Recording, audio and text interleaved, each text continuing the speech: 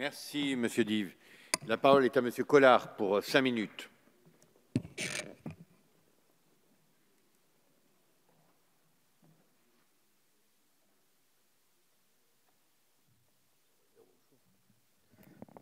Monsieur le Président, mes chers collègues, quelle étrange loi que cette loi égalité et citoyenneté qui porte en elle une formulation pléonastique et amphigorique. L'égalité, elle est forcément citoyenne, et la citoyenneté, elle est forcément égalitaire. Pourquoi cette répétition dans les mots? Pour une raison très simple, c'est que vous êtes des législateurs sonores. Vous n'êtes pas dans le fond, vous êtes dans le son.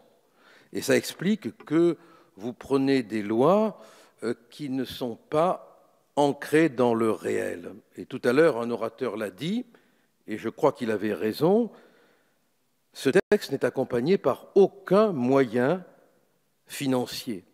Les mots sont là, les moyens ne sont pas là. Oui, vous êtes dans l'incantation, vous êtes des incantateurs de la loi et vous abîmez la loi. Vous l'abîmez parce qu'elle a besoin d'être inscrite dans le réel et non pas dans l'onirique législatif. Il arrivera un moment où vous toucherez terre. Ça sera dans peu de temps et je crains fort que l'atterrissage vous fasse bobo, mais pour des bobos, il est normal qu'ils se fassent bobo. Quelques observations, si vous le permettez. J'aurais aimé qu'on évoquât les emplois, on évoquât la culture, on évoquât la formation, on évoqua les soins, on puisse enfin évoquer ici tout ce qui était de l'utilité réelle. On ne le fait pas. On fait de la poésie législative. Ah ça, vous irez tous au paradis, hein. Vous êtes tellement bons, vous êtes tellement gentils, vous avez tellement l'intention de bien faire en sachant que vous ne ferez jamais.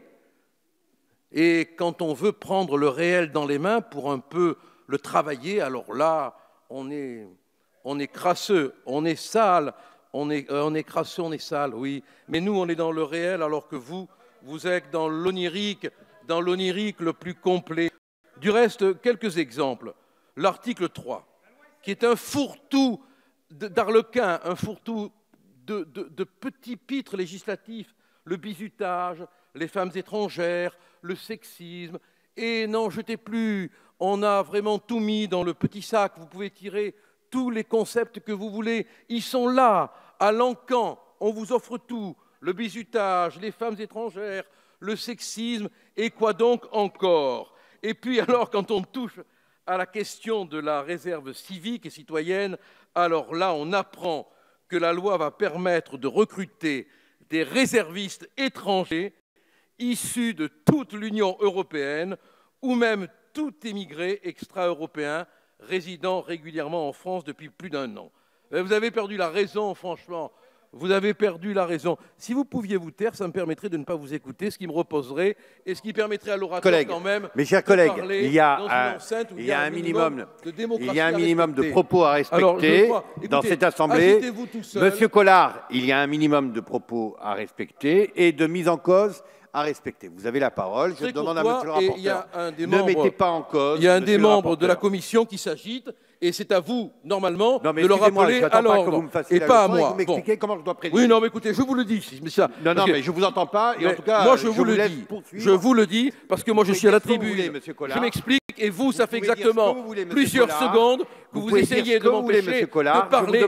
Vous ne me ferez pas taire. Vous ne me ferez pas taire. Vous n'êtes pas en capacité de convaincre qui que ce soit. Et pour conclure, je voudrais quand même vous rappeler, voyez, déjà, et vous trouvez ça normal, Monsieur le Président, voyez. Voilà, je vous le fais remarquer. La démocratie, c'est courtoisement. Oui, bien sûr. Eh bien, écoutez, de toute façon, pour m'adresser à vous, c'est pour moi toujours, trop souvent déjà. Je voudrais vous faire observer également que l'article 33 crée un schéma régional d'accueil des demandeurs d'asile. C'est bien ça, voilà. Et en même temps, vous allez obliger les maires à recevoir de plus en plus de personnes en créant sous obligation de plus en plus de logements sociaux. Mais il me reste 1 minute et avant, je voudrais conclure sur un article à propos duquel je suis tout à fait d'accord avec vous. Donc, le Président me donnera raison, tout le monde me donnera raison, c'est l'article 39. Voyez comme le silence se fait. L'article 39 qui permet à certaines associations d'engager des poursuites contre tous ceux qui voudraient salir l'honneur de la résistance et des déportés. J'approuve de tout mon cœur et du cœur de mon père ce texte. Mais je voudrais vous demander aussi d'y penser demain à midi, quand vous allez dans cet hémicycle inaugurer une plaque et rendre les honneurs républicains à M. Robert Schuman, ancien ministre du maréchal, entre guillemets, Pétain, et fossoyeur de la République, le 10 juillet 1940. Il va vous falloir conclure, Monsieur Collard. Moi, je ne serai pas là. Je vous laisse. Bien évidemment, il va vous falloir conclure. Merci, Monsieur Collard.